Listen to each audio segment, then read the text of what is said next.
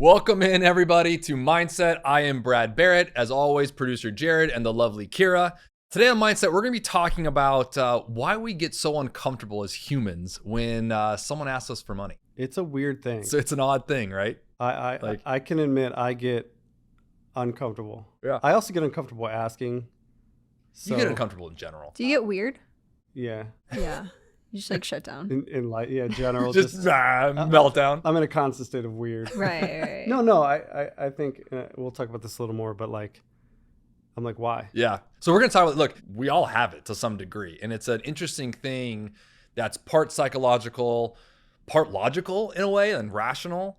And there's some defense mechanisms we have. There's some discernment we need to have on some things. But we're gonna dissect all that today and go through it. But let's start with one of the main points we want to go through, which is this idea that money is this taboo subject matter. This to me was like the bedrock of why I wanted to do this.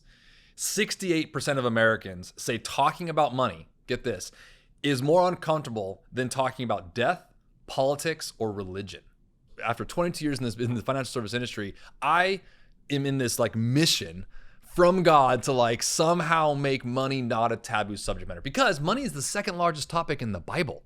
Like he knew this was going to be close to our hearts. He knew that this was going to be a struggle we all have. Doesn't matter if you have it or don't have it, money, right? It's a struggle. So we are for sure not alone. We think about it. We deal with it every day. Every day. We need to talk about it. Every day. And that's one of the other points here about this money being taboo, right? Is that we tend to, typically what I've seen, we don't talk about it largely because we're protecting ourselves from either a social status scenario or some sort of judgment, right? Like, oh, if I ask this person, it kind of shows them that I'm not doing well or something. There's a little bit of our identity wrapped up into it. Yeah, it's your status. I mean, yeah, most of us don't want to admit if we have $1,000 in our savings account right now, we feel like lesser, and we don't want people to know that because people think I'm beneath them. Or if they have 10 million in the bank, they're above. And yet, ironically, and most people will know this when I say this, but take it from me, from being the guy behind the scenes, behind closed doors, who sees a bunch of financial plans. I have seen this for 2 decades, that the ones that are showing up, for the most part, the ones that are showing up with the flash are the ones that have the least. Sure. I think if your identity is not in money, outside of that, you'll be less or more likely to not worry about or care about what people know. Right. One aspect of this is the favor asking side of things, right? So this whole thing came up in a conversation we were having, the 3 of us, pre this, kind of going like, why is it when someone comes to your house, for example, or just wherever you are, right, and says, hey man, can I have a bottle of water or a cup of coffee? Like, oh, no problem. In fact, you're offering it. You're like Johnny on the spot to go get it for them, right? But in that same vein, if they said, hey man, can you spot me $5, something like that? You're immediately kind of like, why? See, you guys have this philosophy. And that day we were talking about it, I was like, I don't feel that way. I love that. So I'm kind of trying to explore that because maybe it's a generational thing. I don't know. Yeah, I don't know. I would argue to say there's a hint of judgment in that, in a way. If I can say that, it's kind of like, why do you need $5 from me? Or whatever. But the cup of coffee, food, heck, I give this shirt off my back if you ask for it. Like, I wouldn't probably ask. I would think less of giving you my shirt, you know what I mean? The old saying, versus money. And why is that? So you guys don't, that's not? No, so I feel like. If someone came, if you and Dylan were hosting, a hangout at your guys' house or whatever, and someone said, hey, can I have $20? You wouldn't think twice about that? Genuinely, that has happened before. And we're like, yeah, sure. You guys are healthy. You guys are right with God. Well, I mean, your husband's a pastor, so that makes sense. Yeah. I'm a church wag. Yeah, I'm a church. I mean, so there's kind of, wow. I love, that's actually very healthy. No, it is. I think that's way healthier than the other, us. They're handing out $20 bills, apparently. Well, I will say, they're just fun coupons to everybody that comes in. Hey, can I borrow like $50? I know. Yeah. Can I have, not borrow? You can have it. There you go. You borrow, the borrow thing. So that leads to the next point right here, because the general thesis behind someone who is uncomfortable with saying, if someone asks for that, right, is we tend to have a distrust of what that person will do with that money. This is the biggest one for me. Yeah. I'll fully admit that. Okay. So it's important for us to dissect that because it's kind of like it's we now said this, so you'll get this, pot calling the kettle black a little bit. It's like, who says you're... You understand that now? Yes, I understand. We said that and Kira's like, what does that mean? I'm like, how did you not heard that before? It's literally like, well, wait a minute. What makes you the money manager of all money managers in the world? Yeah. Right. You tell me you haven't had a situation in your life where you've, hadn't needed some sort of financial assistance or something. Yet we tend to like scoff at that person. It's interesting. No, this to me is, we've talked about this as far as giving and the responsibility of the giver. And are you doing it with a loving heart so they can do whatever they want with that? But there's also a responsibility that says, if my friend is an alcoholic or gambling addict, all this stuff, and he can't pay his bills. Yeah. And he's like, man, I need $1,000 to pay rent.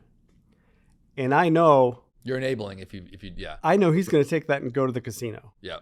Like there's a responsibility to that giver. And so. Correct. There's discernment. Just to be clear, this isn't a blanketed thing. There's definitely discernment here. But the general notion of like, even a friend or someone who's not in that situation who asks for that, we still have that kind of like, ooh, There is some judgment. Is that the right word? It's, because you're like, being honest here, it's like, if you know that person's lifestyle, you kind of, well, I don't know. Are you going to use that? Are you going to be responsible with it? Are you using it to pay your Porsche payment when you're, you should be having a Honda Civic? Correct. No, I totally. We've had some friends that voiced that they were like struggling with rent and payments and stuff like that.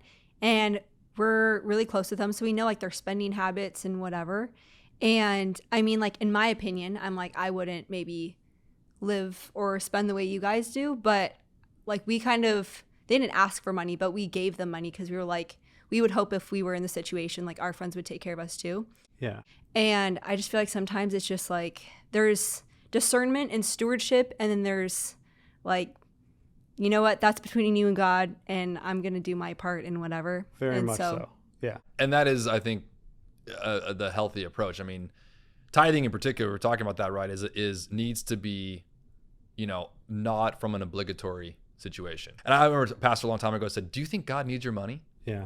And it hit me so hard because the whole time I thought that, I'm like, bro, he's omnipotent. He is the Alpha and the Omega. He does not need your money. Yeah. He wants your heart, and that's where your heart, that's the whole discussion. And so it is very interesting to kind of talk about this because we kind of cast a shadow. And then you get into then to be fair, veering into this situation, because I'm sure at this point people are thinking about it. Why haven't you talked about the guy on the corner, right?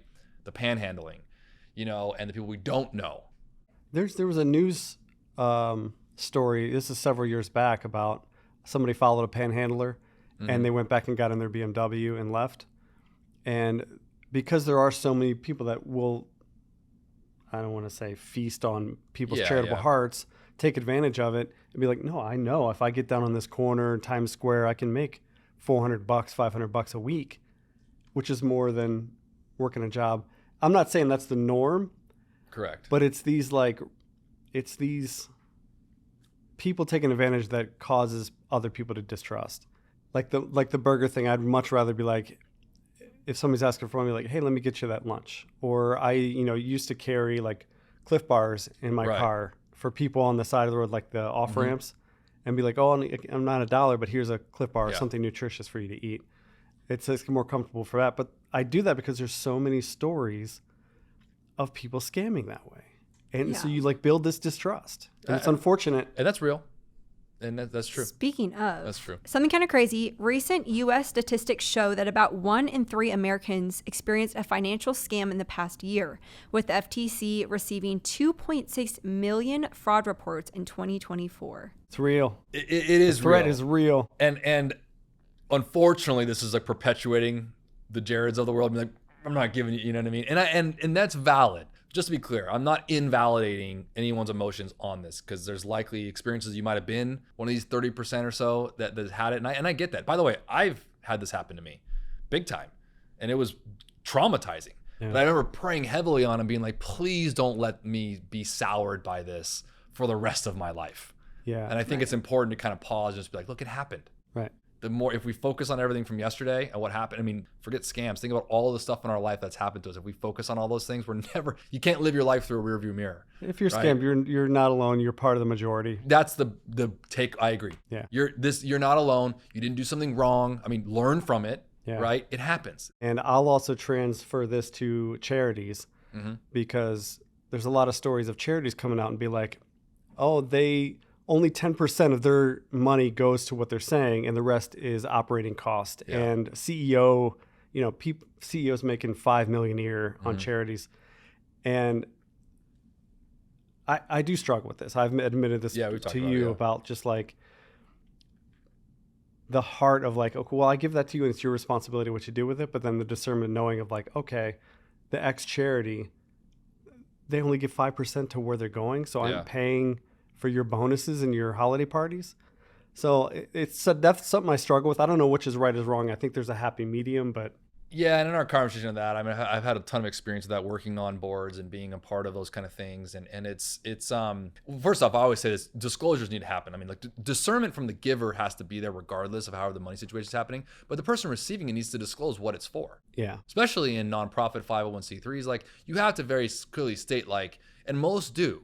Churches do. They have. You can, if you ever ask them, they say, "Look, here's our breakdown budget. Yeah, right. This is what goes to overhead for administration costs. This is what goes to the community. I mean, knowledge is power in that regard, right? So you got to know, what you're doing there, right?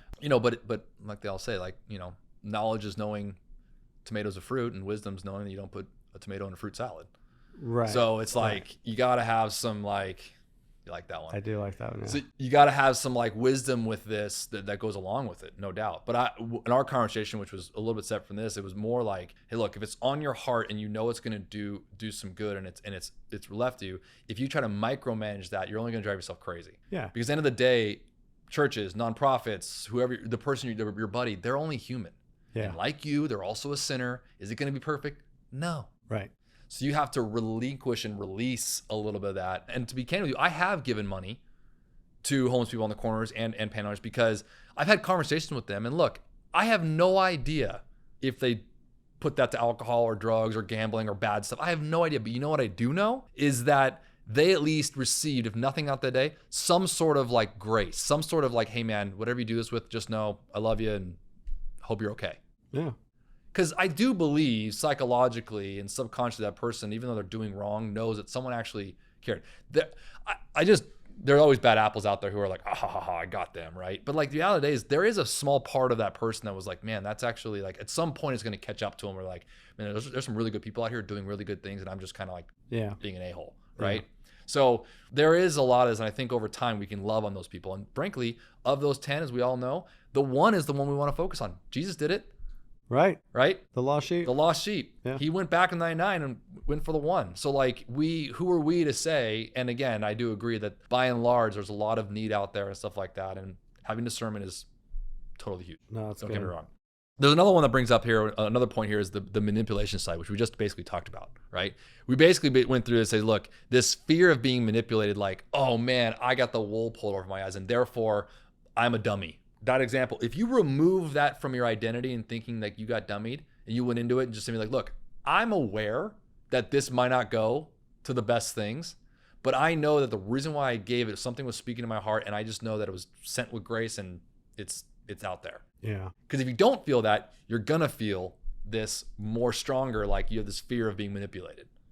And I'll say from the point of view, if you ask me like, hey, if you have $100, and you have 10 people. Mm-hmm.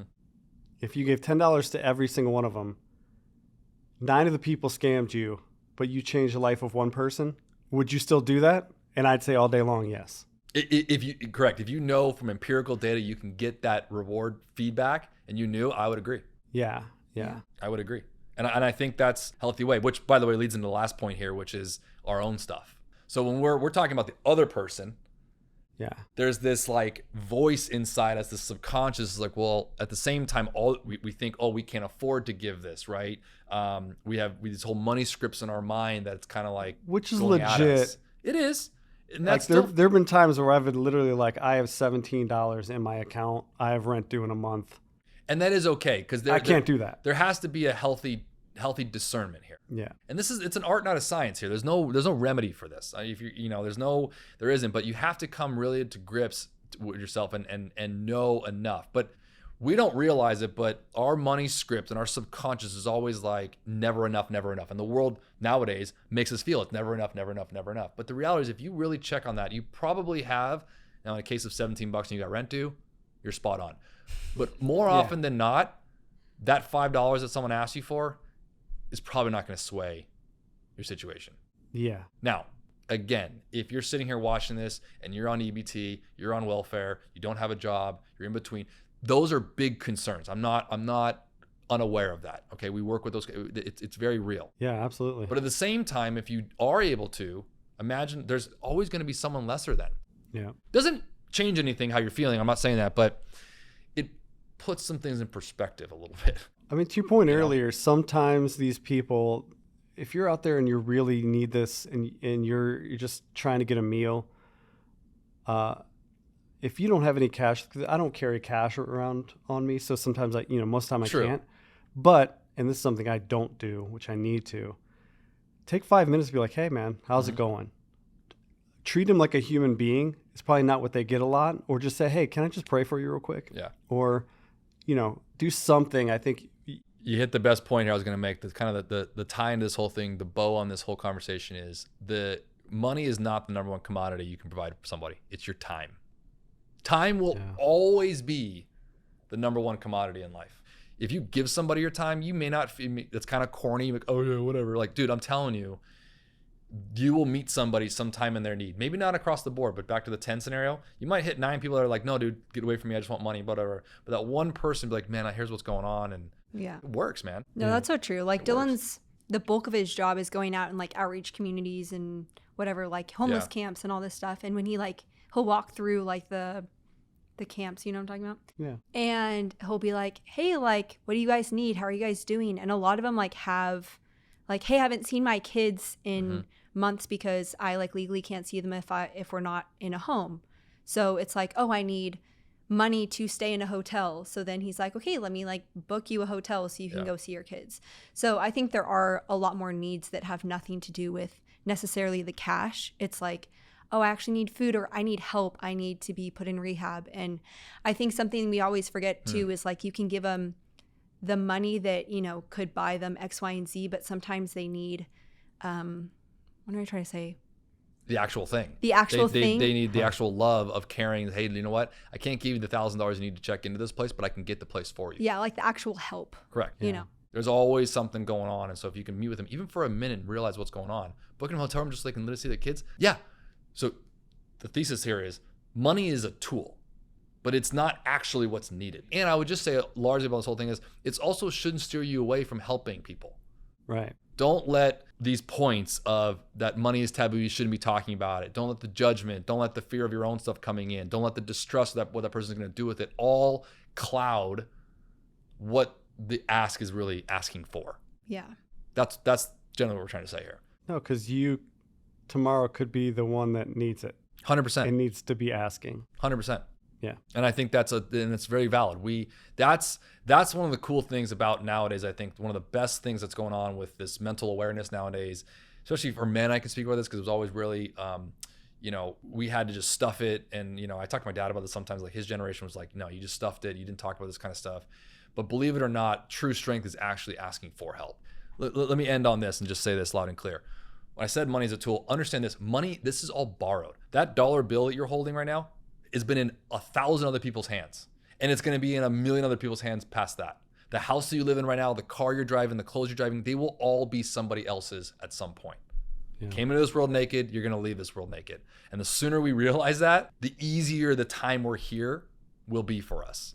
And this money thing is why I'm so big on it, is because it's just this nagging taboo subject matter that's just so like apparent in every relationship I've ever dealt with, every client I've ever worked with, every high net worth individual, every person who's struggling. It's just apparent everywhere. Yeah.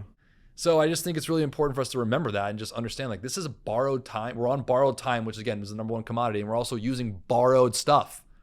This is all borrowed. Can't take it with you when you go. Can't take it with you when you go. Choose love, not money. Yeah. Progress, not perfection. Yeah. Wow. All these terms we could just throw on a t-shirt. Boom. It's going to be a snippet of short, just all these like sayings from today's show. What a healthy show, man. What a good one. Yeah. Drink it in. Hey, we hope you guys enjoyed that one.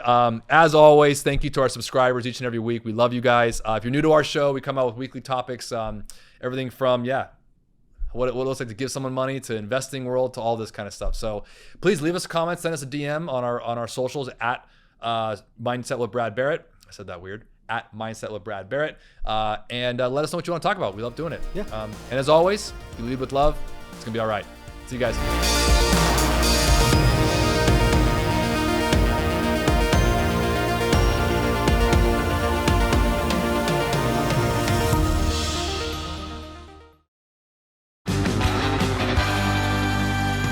We need to have some tricks and jokes. Be like, he has to go get a tan one time. Like punishment. Just coming go get a super orange. Hey guys. Or like your facial hair waxed. You Ow. don't wax. What do you want to cause me pain? Yeah. Like, you don't wax facial hair. You could. Ow.